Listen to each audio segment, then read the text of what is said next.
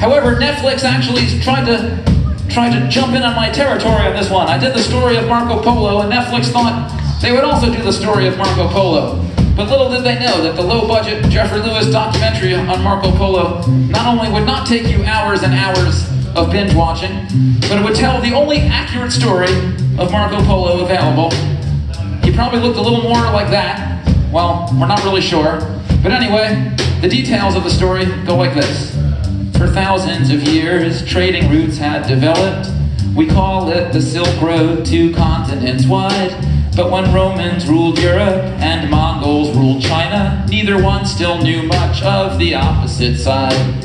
Marco Polo was born in the city of Venice in 1254, a rich merchant man's son.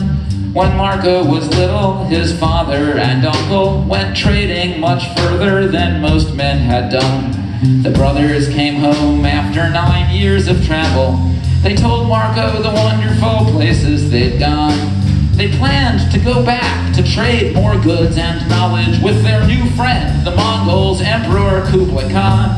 So Marco went with them back east on their mission. When the journey began, he was just 17. Through Persia, past mountains and the vast Gobi Desert, he saw things that few Europeans had seen. When 3 years had passed, they had made it to China. They gave Kublai Khan the few presents they brought.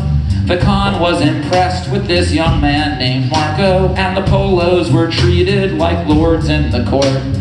Marco was shocked they used paper for money, and coal, which he thought was a rock that could burn. The Khan's postal service was also a wonder that Marco would tell Europe about upon his return. But for 17 years through the empire, Marco had many jobs straight from the emperor himself.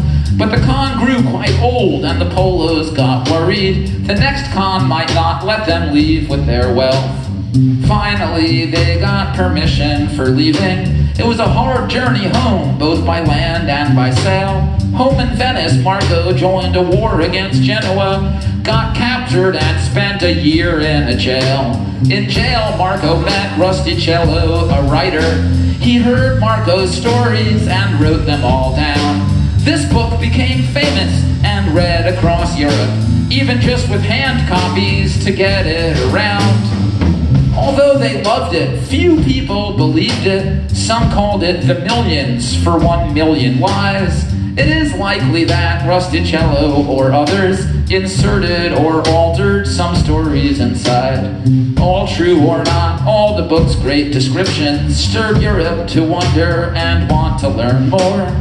All true or not, often much later travelers found proof of the things Marco said long before. All true or not, it inspired Columbus and others who journeyed for knowledge or gold.